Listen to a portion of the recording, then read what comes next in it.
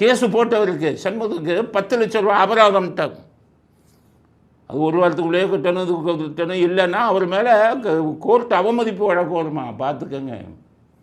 1000 100 கோடி ரூபா ரூபா நோட்டை வீட்டில் அடுக்கி வச்சுக்கிட்டு தீ பிடிச்சி எரிஞ்சதை ஒரு உயர்நீதிமன்ற நீதிபதி வீட்டில் அந்த நீதிபதிக்கு அபராதம் போட்டதுக்கு துப்பு இருந்ததா உங்களுக்கு?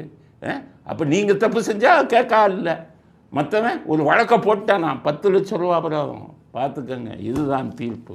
தீர்ப்பை விமர்சனம் பண்ணுறாம்மா, நீ தப்பு பண்ணால் விமர்சிக்கிறது ஒரு நாட்டின் பிரஜையாக எனக்கு இருக்கியா? என்னத்தை பண்ணுவீங்க இப்படியா?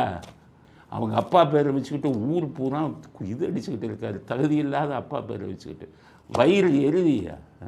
ஒரு காந்தி பேரை வச்சுட்டு ஒரு நேதாஜி பேரை வைங்க, காந்தி பேரை வைங்க, மனசு ஆறும்.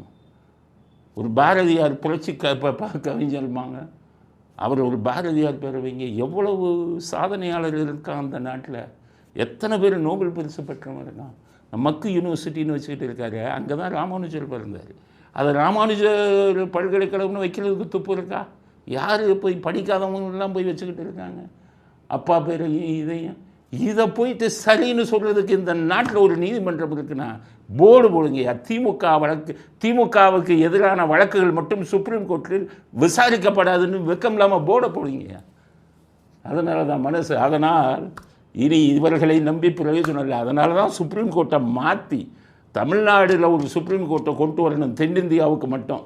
அந்த ப்ரப்போசல் அங்கே இருக்குது, அங்கே இருக்கிறவன் பூரா விட மாட்டேங்கிறான் நீதிபதி. இந்த பக்கம் போனால் நம்ம இது போயிருமே அப்படின்னு. அங்கே இருக்கிற வக்கீலுங்களில் பெரும்பாலான நம்ம கோடிக்கணக்கில் வாங்குகிறோம். தென்னிந்தியாவுக்கு தனி இது உச்ச நீதிமன்றம் போயிடுச்சுன்னா நம்ம இது போயிடும்னு நினைக்கிறான். இவர்களை கேட்பதற்கு நாதி இல்லை இந்த நாட்டிலே.